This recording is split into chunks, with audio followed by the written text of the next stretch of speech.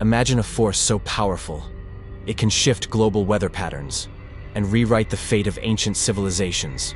Earth's climate isn't just a result of sunlight and seasons. It's shaped by a complex symphony of forces, from our position in the solar system and the planet's rotation, to deep ocean currents and high-altitude winds. And then, there's something else hidden beneath the surface. Every few years, a mysterious rhythm emerges, known as El Niño and La Niña. Two opposing forces, locked within a powerful cycle called the El Niño Southern Oscillation, or ENSO. This cycle has left its fingerprints across tens of thousands of years of history, and some scientists believe it may have triggered the downfall of great empires, drying rivers, collapsing crops, and leaving once mighty cities to crumble into dust. One of the 5 most intense El Niño events in modern history has just ended in June 2024. After setting record-breaking ocean temperatures, suffocating coral reefs with heat stress, igniting droughts across the Amazon rainforest, and unleashing violent, unpredictable storms in North America. Wow. But the story doesn't end there. Now, La Niña is forming, a cold counterpart gathering force below the Pacific, expected to arrive by late 2024 or early 2025. What will it bring this time? Will it cool the Earth or cause new chaos? And most importantly, are we ready for what comes next? The answer might already be hidden in the wind and waves, written into the ancient heartbeat of our planet.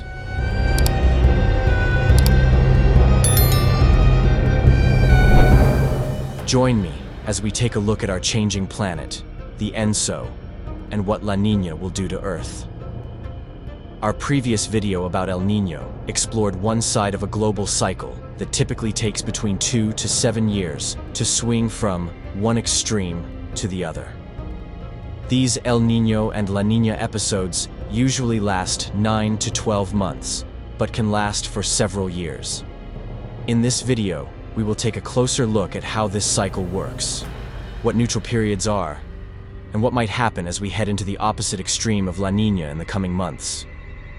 When our Earth experiences average conditions, we call those periods ENSO neutral.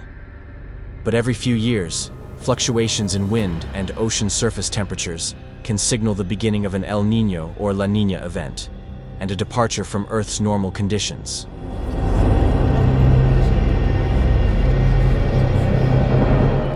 These events alter worldwide atmospheric patterns and are known to wreak havoc by contributing to extreme weather and environmental harm.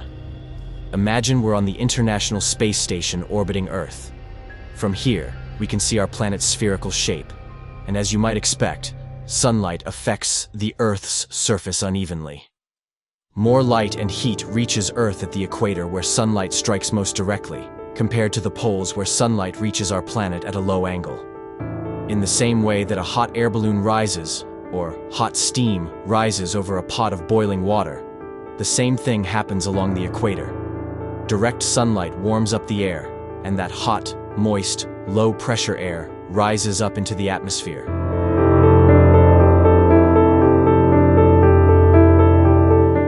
As the warm air gets higher, it begins to cool off and condense into clouds. This is why we see an abundance of tropical rainforests close to the equator. More warm air continues to rise, pushing the cooler air away from the equator and out towards the north and south, where it will eventually sink back down to the surface. Then, that cool air will move from higher pressure along the surface of the Earth back to lower pressure near the equator to start the cycle all over again and complete what we call Hadley cell rotation. But how does this worldwide circulation of air, driven by the sun, relate to El Niño and La Niña events?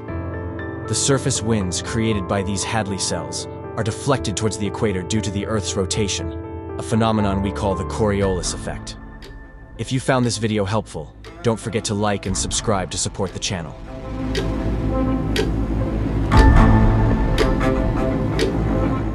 It's this effect that creates the trade winds on either side of the equator, and it's changes to these trade winds that indicate when we will experience El Niño and La Niña events. Historically, The trade winds have been so reliable that sailors have used them to navigate the globe for centuries, hence the name trade winds. Chemical signatures of the ENSO stretch back tens of thousands of years in paleoclimate indicators like coral fossils, and we have written records of the ENSO as far back as the 1500s. El Niño events may have aided Spain in their conquest of the Incan Empire in the 1500s, and in the late 1700s, likely contributed to crop failures and unrest that sparked the French Revolution.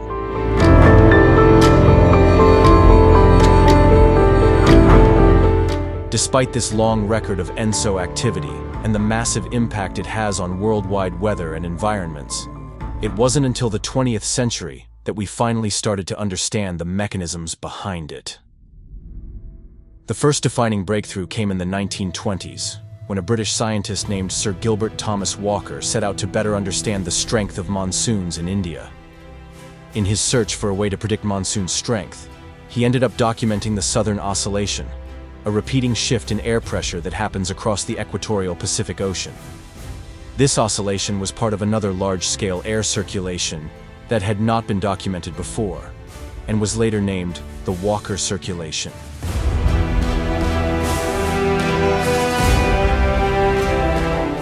Remember how I said that Hadley cells circulate air north and south?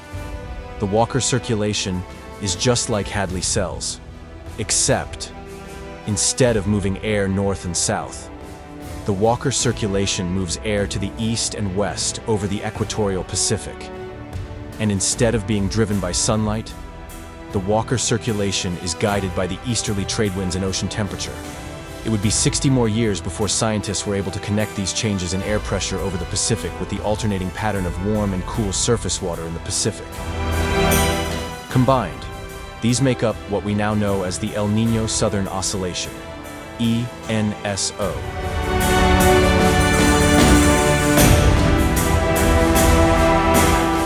El Niño refers to the changes in sea surface temperature, and the Southern Oscillation refers to the simultaneous changes in air pressure.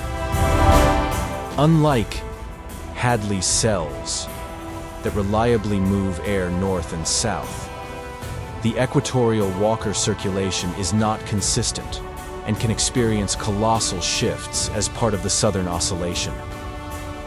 Every few years, the surface temperature and trade winds over the Pacific experience fluctuations, signaling an oncoming shift in the Walker Circulation.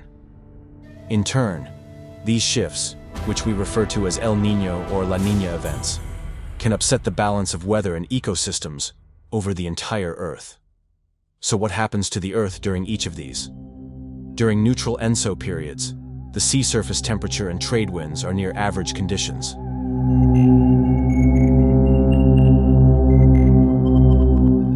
Trade winds blow across the Pacific Ocean, guiding warm surface waters to travel west from South America towards Australia and Asia.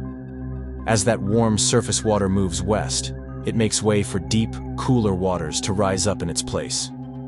This ocean circulation brings nutrient-rich cool water to the surface in a process called upwelling, where it feeds phytoplankton and, in turn, supports other parts of the ecosystem, like fish. In neutral periods, weather across the world occurs, more or less, as expected.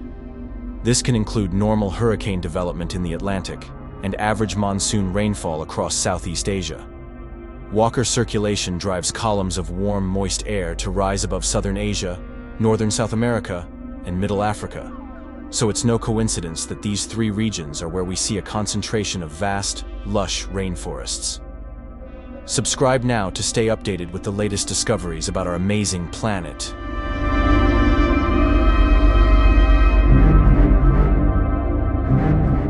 The influence of this equatorial airflow is vast, so it's easy to imagine how changes to this system could cause a ripple effect around the world. The first signs of trouble are when the trade winds begin to weaken and sea surface temperature rises in the Pacific, which can indicate an oncoming El Niño event like the one we experienced in 2023 and 2024. During El Niño, the colossal columns of warm air that rise above our world's rainforests are shifted to the east or west. This change disrupts Asia's monsoon season with prolonged droughts and water scarcity, and affects the livelihoods of billions of people in East Asia. The last El Niño also brought 9 atmospheric rivers to the western United States that led to major transportation issues, dangerous landslides, and flooding.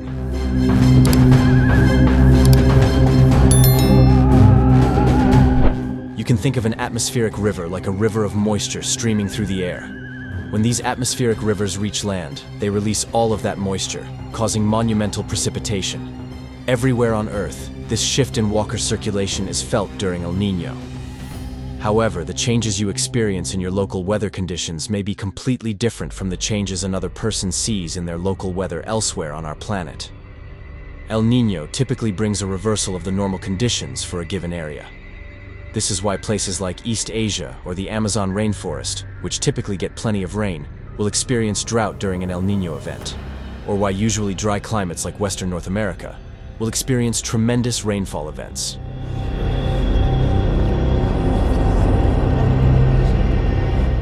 The recent El Niño event was also responsible for worldwide shipping delays in 2023, as there wasn't enough water to feed the Panama Canal, which relies on consistent rainfall to accommodate all of the cargo ships hoping to pass through. El Niño is described as the warm part of the ENSO cycle because Pacific sea surface temperatures are higher than average during this time. In addition to changing worldwide weather patterns, this also negatively affects ecosystems. Take, for example, coral reefs. They rely on particular sea surface temperatures to survive and support some of the most important and biologically diverse life on Earth. Corals have a symbiotic relationship with algae, but an increase in water temperatures can cause the coral to expel this algae, leaving it drained of color and vulnerable.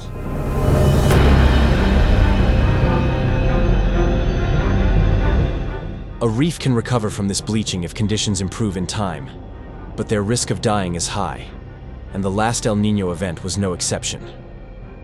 An unprecedented 99.7% of Atlantic tropical reefs were impacted by bleaching-level heat stress during the 2023 to 2024 El Niño event, as part of the 4th worldwide mass bleaching event in recorded history. The warmer Pacific waters and weakened trade winds from El Niño also cause the upwelling of cooler, nutrient-rich water to temporarily slow or stop, leading to a dire situation where less phytoplankton means large numbers of fish must migrate or perish. As you can imagine, this ripples across the food chain and can impact other animals.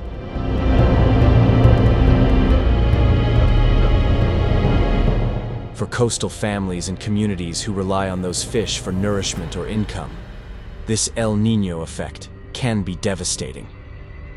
Now that we've discussed what it's like during a neutral ENSO period, and the destructive changes that can happen with El Niño conditions like we saw in 2023 and 2024, what can we expect from this upcoming La Niña phenomenon? La Niña is the other extreme. This period is marked by stronger than usual trade winds and cooler than average Pacific sea surface temperatures. While El Niño usually causes the reversal of neutral conditions, the best way to understand La Niña is to think of it as a more intense version of neutral conditions for most parts of the world, with a few exceptions.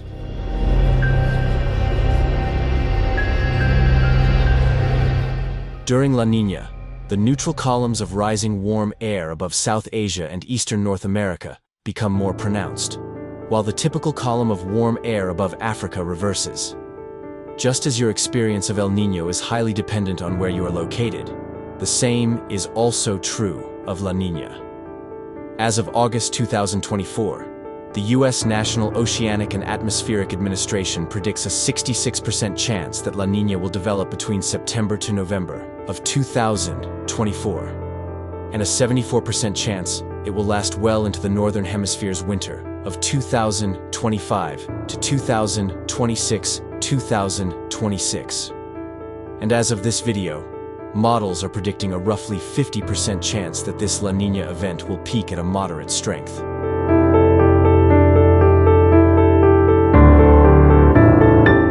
However, while forecasts for a La Niña event happening are usually correct, the predicted strength for these events will likely change from month to month. A strong El Niño ending in 2024 does not necessarily mean the upcoming La Niña will be as extreme. Sometimes a strong El Niño leads into a strong La Niña, but other times, a strong El Niño is followed by a weak La Niña. With only 10 times in the historical record where the ENSO has changed between El Niño and La Niña within a one-year time period, as is expected with this year's switch, there just isn't enough historical data to draw many conclusions. Besides, scientists warn that the strength of an ENSO event does not always line up with the severity of its impacts. So what do we know about the upcoming La Niña? For the northern part of North America, La Niña brings with it a colder, wetter winter, while the southern part of the continent might experience a warmer and more dry winter.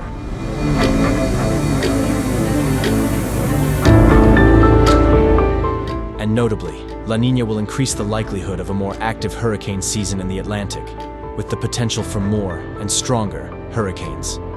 For East Asia and Australia, this typically means a significant increase in rainfall, while in Africa, La Niña can mean some areas to the west are more wet, while Eastern Africa tends to experience more drought.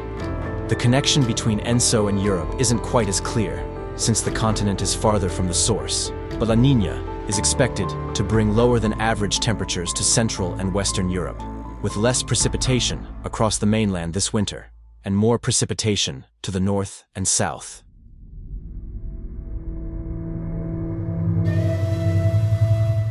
There's one final thing we need to talk about when it comes to La Niña predictions. The El Niño and La Niña extremes of the ENSO have been happening for millennia, but what's less certain is how global warming from climate change will impact this cycle.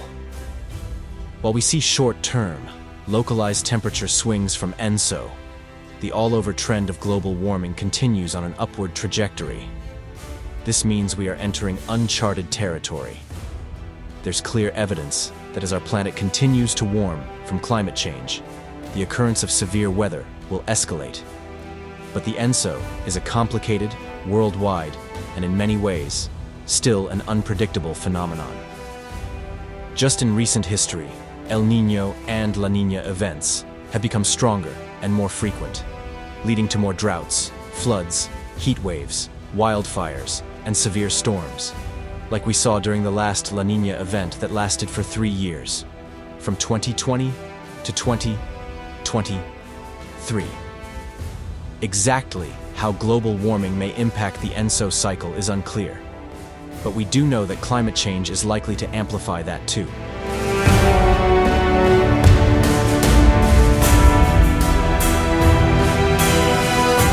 Luckily, life on our planet is nothing if not resilient and adaptable, and as the world continues to change and endure the millennia-old swings of the ENSO, scientists will keep learning more each year and be able to make better predictions about this complex climate system. The upcoming La Niña event will surely teach us more about Earth's climate. Let's hope we're paying attention and use these lessons to adapt and prepare for the future in sustainable ways. I'd love to hear your thoughts in the comments. What questions do you have about our planet's climate? Goodbye, and see you again in the next video. Thank you so much for watching until the end. If you found this video helpful, don't forget to like, leave a comment, and subscribe to the channel so you won't miss more exciting content coming soon.